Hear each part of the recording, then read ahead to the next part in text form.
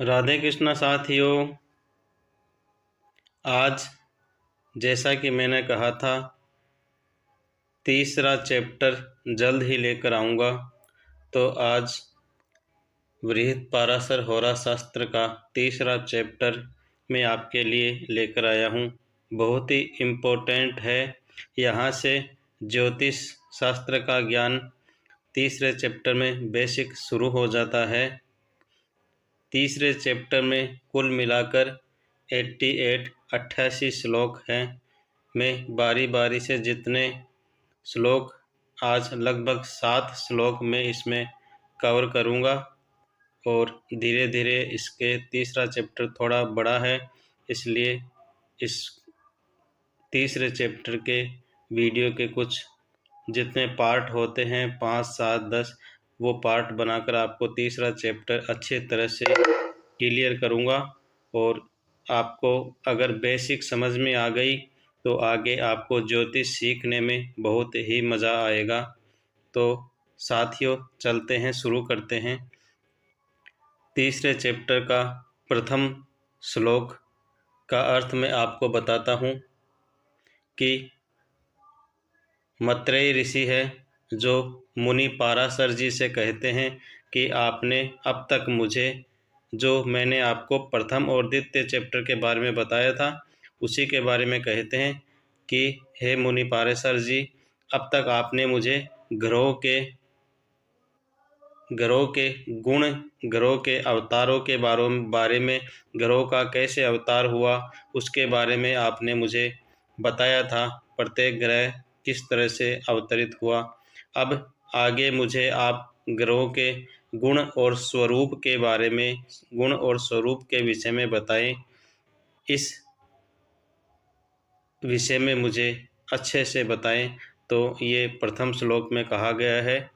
अभी मैं द्वितीय श्लोक और तृतीय श्लोक की तरफ चलता हूँ, जिसमें ग्रहों के गुण और स्वरूप के विषय में जो मैत्रेय ऋषि ने पाराशर जी से पूछा है उसके बारे में बताया गया है।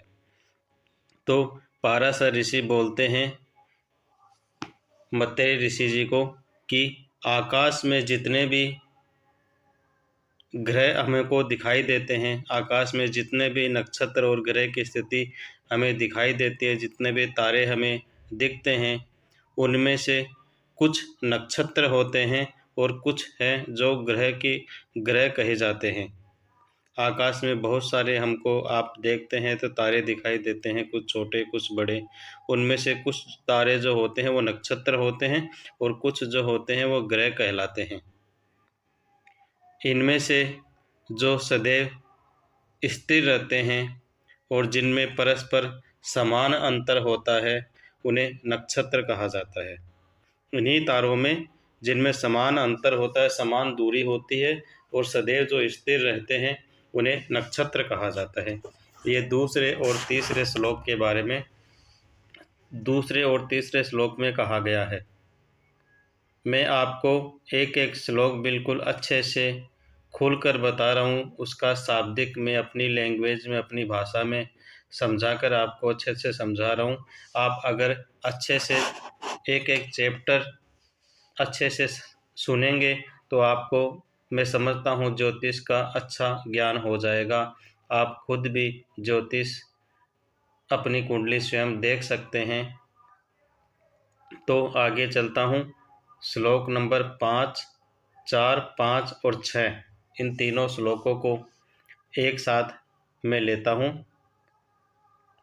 चौथे और पांचवें और छठे श्लोक में बताया गया है कि इन नक्षत्रों, जो आकाश में नक्षत्र होते हैं, इन नक्षत्रों की जो परिक्रमा लगा के इनको पार कर जाते हैं उन्हें ग्रह कहते हैं।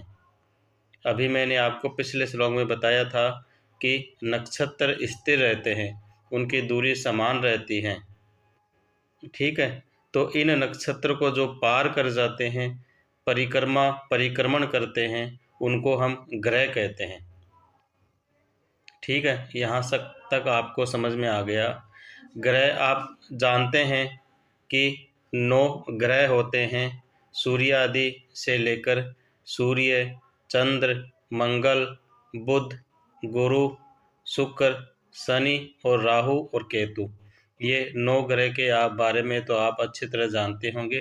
9 ग्रह होते हैं जो नक्षत्रों को परिक्रमण करते हैं, इनकी परिक्रमा लगा के इनको पार कर जाते हैं, वह ग्रह कहलाते हैं। इसमें पूरा भयचक्र मतलब पूरे नक्षत्र चक्र या राशि चक्र जो होता है एक, वो पूरा 360 डिग्री का होता है। 360 डिग्री में जो है पूरी 12 की 12 राशियां आ जाती हैं। जैसे मेष आदि राशि से मेष, वृषभ, मिथुन, कर्क, सिंह, कन्या, तुला, वृश्चिक, धनु, मकर, कुंभ, मीन, ये जो 12 राशियों का चक्र है ये पूरा 360 डिग्री का होता है। इन 12 राशियों में ही 27 नक्षत्र विद्यमान हैं। 27 नक्षत्रों का पूरा एक चक्र भी 360 डिग्री का होता है। तो इसमें अगर 360 डिग्री में हम 12 का भाग देंगे तो एक राशि की डिग्री आ जाएगी। एक राशि जो होती है वो 30 डिग्री की होती है। 30 डिग्री को 12 जगह करते हैं तो 360, 30 मल्टीप्लाई 12 करते हैं 360 डिग्री, टोटल 12 राशियों की डिग्री आ जाती है। इन्हीं 360 डिग्री में अगर हम 27 को डिवाइड करेंगे, 27 का भाग देंगे तो एक नक्षत्र की डिग्री आ जाएगी, क्योंकि 360 डिग्री में ही 27 नक्षत्र विद्यमान है। 360 में 27 का अगर भाग देंगे तो लगभग 13.20 डिग्री, इनको अंश भी कहते हैं, 13.20 अंश जो है एक नक्षत्र कहलाता है। एक नक्षत्र का मान जो है 13.20 डिग्री का होता है। इस तरह से इनको विभाजित किया जाता है। राशि का उदय होना ही लग्न कहलाता है। किसी भी कुंडली में लग्न होता है, किसी का मेष लग्न, किसी का वृषभ लग्न, 12 तरह के 12 राशियों के 12 लग्न होते हैं। तो राशि जब उदित होती है उसी को लग्न कहते हैं। तो लग्न के समय राशि जब उदित होती है उसी समय जब लग्न होता है उसी समय जो ग्रहों की स्थिति होती है, उन्हीं ग्रहों की स्थिति से आदमी की, मनुष्य की या किसी व्यक्ति विशेष की कुंडली का शुभाशुभ ज्ञान, शुभाशुभ फल प्राप्त किया जाता है। उन ग्रहों की स्थिति देखकर हम कुंडली निर्माण करते हैं। जब किसी व्यक्ति का जन्म होता है उस समय उदय हुए लग्न से जो स्थिति रहती है उस स्थिति से सभी ग्रहों का आकलन करके शुभाशुभ फल प्राप्त किया जाता है। तो इस तरह से आज मैंने आपके सामने 7 श्लोकों का जो अर्थ है अच्छी तरह से आपको बताया है।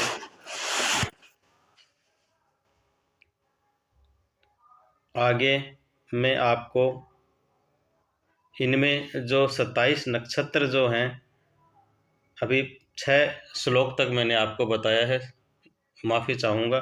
7वां श्लोक भी मैं कवर कर लेता हूँ। 7वें श्लोक में कहा गया है कि 27 जो नक्षत्र हैं वो अश्विनी नक्षत्र से शुरू होकर रेवती नक्षत्र से आगे 27वां नक्षत्र रेवती कहलाता है और प्रथम नक्षत्र अश्विनी कहलाता है। ये 27 नक्षत्र हैं।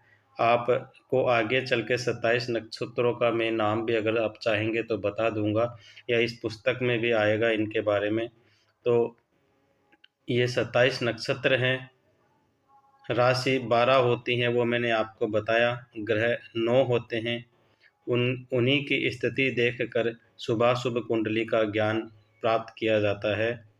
तो आज 7 श्लोक जो मैंने कवर किए हैं इस चैप्टर में, तीसरे चैप्टर में। आगे 8वें श्लोक से मैं आपको बताऊंगा।